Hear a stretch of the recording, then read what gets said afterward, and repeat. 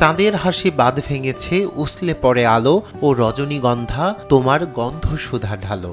কবি শিল্পীদের চোখে চাঁদ আর পৃথিবীর সম্পর্ক যেন চিররঙিন আর প্রেমের। এই চাঁদকে নিয়ে কত শত কবিতা আর গল্প, হাত বাড়ালেই যেন মুঠোয় চলে আসে কবিতার চাঁদ।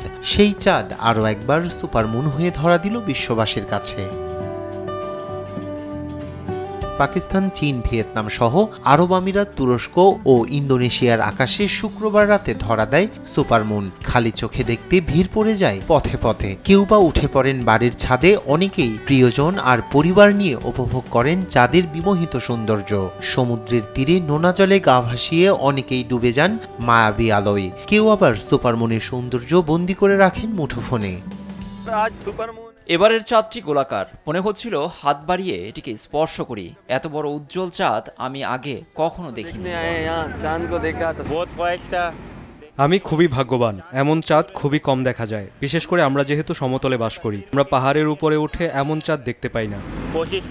শুধু এশিয়া মহাদেশেই নয়, সুপারমুন নজর কেড়েছে লাতিন আমেরিকা ও ইউরোপেও। ভেনেজুয়েলার কারাকাস শহরের বিভিন্ন জায়গায় জড়ো হন অনেকে।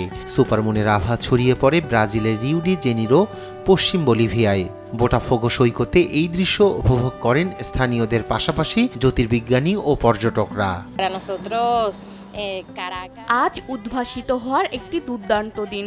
চলমান রাজনৈতিক পরিস্থিতিতে ভেনেজুয়েলাবাসী সবকিছু ছাপিয়ে চাঁদের সৌন্দর্য উপভোগ করছেন। সত্যিকার অর্থে খারাপ সময় থেকে বেরিয়ে আসার জন্য আমাদের ভালো শক্তির প্রয়োজন।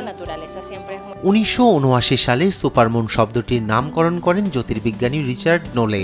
চাঁদ যখন পৃথিবীর সবচেয়ে কাছাকাছি অবস্থান করে তখনই সুপারমুন দৃশ্যমান হয়। সেই সময় পৃথিবী ও তার একমাত্র উপগ্রহ চাঁদের গড় দূরত্বের চেয়ে 90% বেশি কাছাকাছি অবস্থান করে। এতে 30% বেশি উজ্জ্বল এবং আকারে 14% বড় দেখায়। রায়হান কবি শুভ্র, নিউজ ডেস্ক, দেশ টিভি।